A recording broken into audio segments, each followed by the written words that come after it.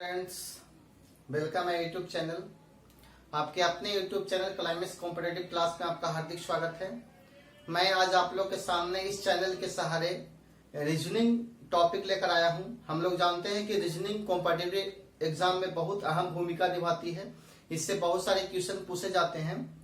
आप लोग रीजनिंग से वाकिफ होंगे। रीजनिंग क्या होता है? रीजनिंग एक प्रकार का तर्क शक्ति होता है। जैसे आपका माइंड से जो क्वेश्चन उठा हुआ रहता है वही रीजनिंग कहलाता है।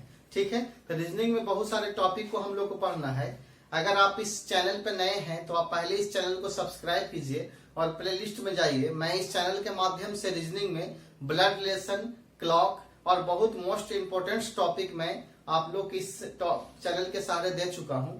मैं आज आप लोगों को पढ़ाने जा रहा हूं, वह है अल्फाबेट सेक्शन। अल्फाबेट सेक्शन होता क्या है? अल्फाबेट सेक्शन से बहुत सारे रीजनिंग पूछे जाते हैं। अगर मान लिया जाए किसी एग्जाम में 25 क्वेश्चन रीजनिंग से रहते हैं तो अगर उसमें से 80% आपका क्वेश्चन अल्फाबेट सेक्शन से रहता है। आप रीजनिंग का सेट देखते होंगे कि ज्यादातर क्वेश्चन एबीसीडी से ही पूछे जाते हैं। तो वही एबीसीडी जितना आप देखते हैं वही आपका अल्फाबेट सेक्शन के अंतर्गत आता है। तो मैं रीजनिंग को दो पार्ट्स में बांट के पढ़ाता हूँ।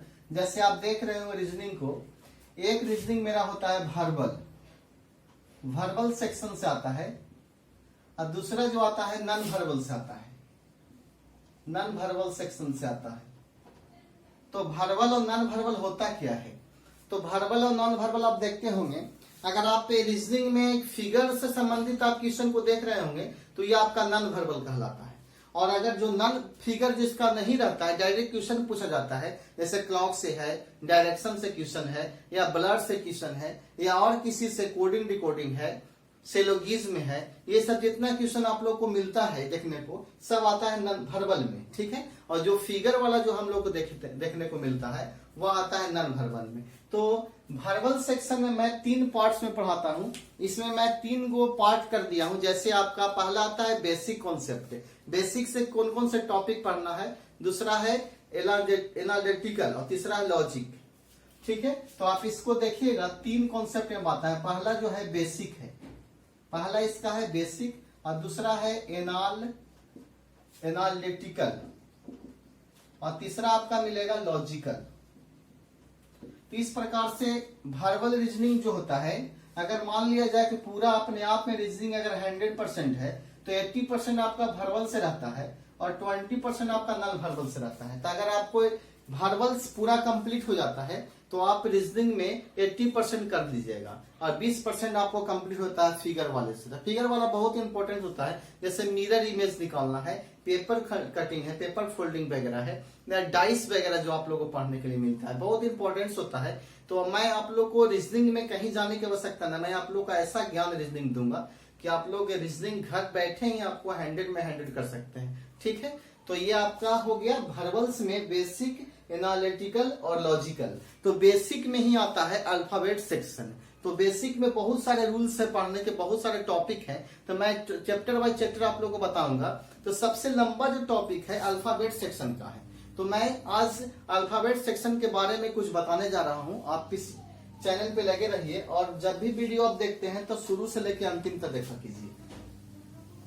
ठीक है, तो अल्फाबेट सेक्शन होता क्या है? जैसे आप देखिए, अल्फाबेट सेक्शन ये आपका बेसिक में जाएगा। पहला कॉन्सेप्ट में अल्फाबेट सेक्शन।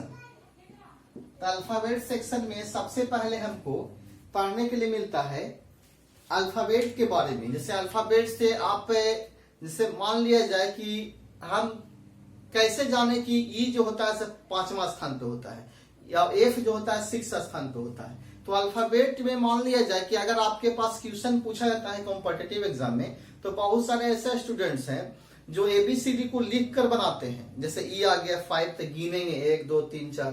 तो आप ये टॉपिक पढ़ने के बाद, मेरे क्लास करने के बाद एबीसीडी लिखने के लिए आप भूल जाइएगा, क्योंकि मैं आप लोगों को सामने ऐसा रूल्स और ट्रिक लेकर आया हूं ताकि आप डायरेक्ट क्वेश्चन को देखिएगा और सिर्फ बना दीजिएगा। सिर्फ एक कॉन्सेप्ट आप माइंड में रखिएगा। उस कॉन्सेप्ट को माइंड में रखिए कि आप अल्फाबेट का नंबर आप किस प्रकार से याद कर सकते हैं। जैसे वाई, तो वाई किस स्थान पे आता है? तो 25 स्थान पे आता है। एम आपका 13 स्थान पे आता है। एन आपका 14 आता है। पी आपका 15 आता है। तो आप इसको किस प्रकार से याद कीजिएगा? पी आपका 16 होगा।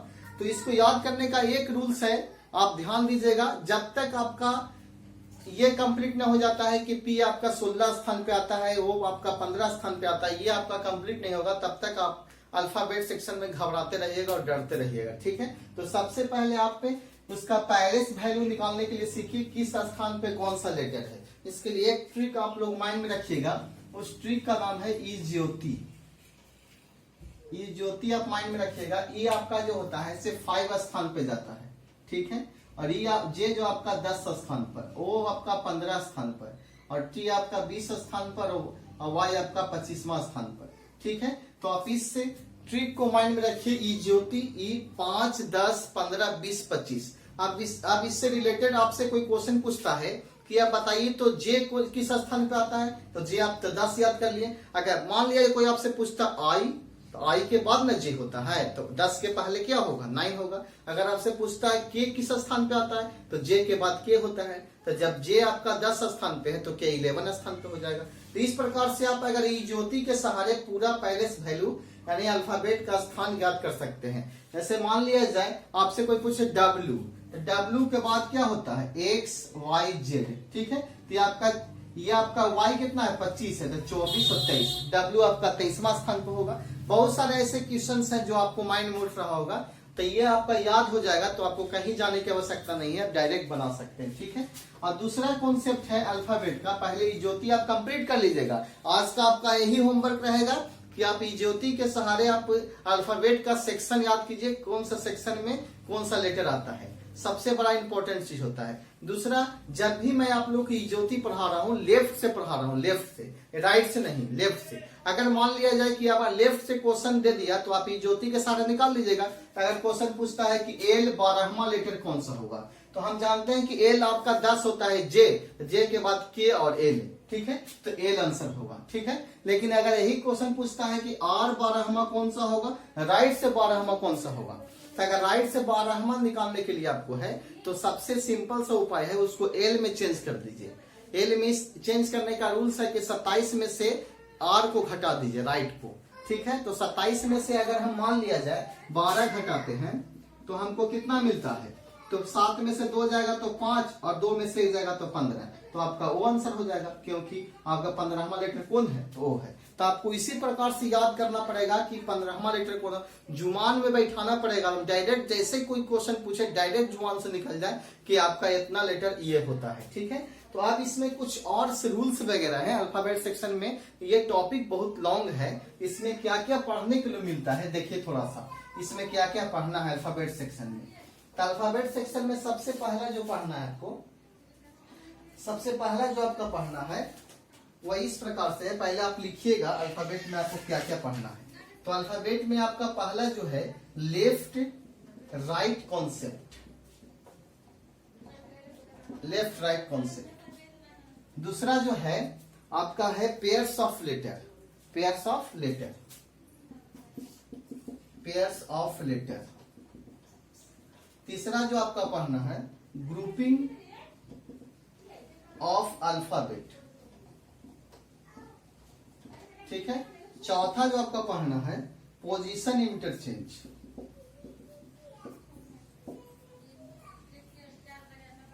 ठीक है। और पांचवा जो पढ़ना है meaningful word formation, meaningful words. और छठा पढ़ना है कोडिंग डिकोडिंग, कोडिंग डिकोडिंग। और सातवां में आपका पढ़ना है लेटर मैट्रिक्स, सातवां में है लेटर मैट्रिक्स। और 8 में आपका है, 8 में है लेटर सीरीज, लेटर मैट्रिक्स के बाद है लेटर सीरीज। और 9 में आपका पढ़ना है मिसलेनियस, मिसलेनियस। तो एक बार फिर से रिपीट कर देते हैं क्या क्या पढ़ना है अल्फाबेट सेक्शन में, ताकि आप लोगों को पता चल सके। और जब भी आप लोग वीडियो देखिएगा तो लगातार मैं डे बाय डे आप लोगों को पढ़ाऊंगा, तो आपको देखने में सहूलियत होगा कि आज मैं इस चैप्टर को देखें तो अगला सर ये चैप्टर देंगे। इस प्रकार से आप घर बैठे ही पूरा अल्फाबेट को पढ़ सकते हैं और अच्छे ढंग से पढ़ सकते हैं, कहीं जाने की आवश्यकता नहीं है। जैसे मान लिया जाए पहला अल्फाबेट सेक्शन में left right concept, left right के बारे में, जैसे लेफ्ट से अगर 5 लेटर पूछता है और राइट से 10 में, उसमें बीच में कौन सा होगा, बीच में कितने लेटर्स होंगे, बहुत सारे ऐसे क्वेश्चंस बनता है कि किसी अंग्रेजी वर्णमाला में बाएं से चौथा के दाएं 5वां लेटर कौन सा होगा, इस प्रकार से भी क्वेश्चंस आते हैं। दूसरा है पेयर्स ऑफ लेटर, तो पेयर्स ऑफ लेटर ही पढ़ना है। तीसरा है ग्रुपिंग ऑफ अल्फाबेट, मतलब अल्फाबेट का ग्रुप से दिया हुआ रहता है, उसमें से भिन्न चुनने के लिए है। आप लोग देखते होंगे पजल वगैरह में या सीरीज वगैरह में अल्फाबेट से भी क्वेश्चन पूछे जाते हैं। तो दूसरा है पोजीशन इंटरचेंज। पोजीशन इंटरचेंज में क्या होता है, जैसे मान लिया कोई वर्ड दिया हुआ रहता है, अब बोला जाता है कि पहले स्थान को दूसरे से, दूसरे को तीसरे से, इस प्रकार से आगे क्रम जारी रहता है, तो 25वां लेटर कौन सा स्थान पर जाएगा, इस प्रकार से क्वेश्चन पूछे जाते हैं। और बहुत सारे पोजीशन को चेंज किया जाता है। पोजीशन का मतलब होता है स्थान, स्थान को चेंज करके आपको बताता है, ठीक है। और 5वां है मीनिंगफुल वर्ड फॉर्मेशन, यानी मीनिंगफुल वर्ड, इससे क्वेश्चन एसएससी वगैरह में क्वेश्चन आते हैं, लेकिन अगर आप रेलवे की तैयारी करते होंगे तो इस टॉपिक से क्वेश्चन नहीं आते हैं। एसएससी में एक क्वेश्चन आते हैं, एलडीसी में, ठीक है।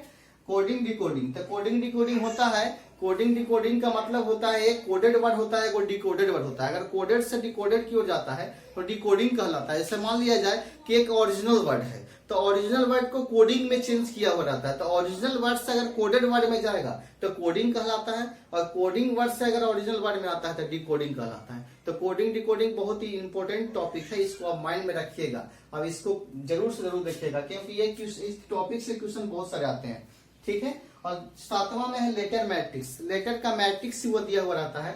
अगर आप एसएससी का सेट प्रैक्टिस करते होंगे तो क्वेश्चन नंबर 25 आप देखे होंगे कि एक लेटर मैट्रिक्स से क्वेश्चन पूछे जाते हैं रीजनिंग में, जो फॉर्म बना, मतलब घेरा हुआ बना हुआ रहता है, उसमें क्वेश्चंस रहता है, एक क्वेश्चन कोडिंग से क्वेश्चन दिया हुआ रहता है, तो ये लेटर मैट्रिक्स कहलाता है। लेटर सीरीज रहता है, ऐसे मान लिया ए है, बी है, सी है, जैसे नंबर सीरीज कैसे, उसी प्रकार से लेटर सीरीज है अल्फाबेट सेक्शन में।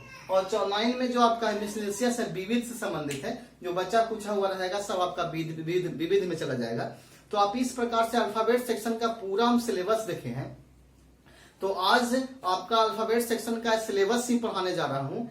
कल के क्लास में मैं आप लोगों को लेफ्ट राइट कॉन्सेप्ट जो है मैं आप लोगों को बताऊंगा, इसलिए इस चैनल के ऊपर जो भी नया स्टूडेंट्स हैं सबसे पहले मेरे चैनल को सब्सक्राइब कीजिए, और अगर आपको ये वीडियो अच्छा लगता है तो लाइक किया कीजिए। धन्यवाद। अगला मिलते हैं अगला क्लास में। जय हिंद।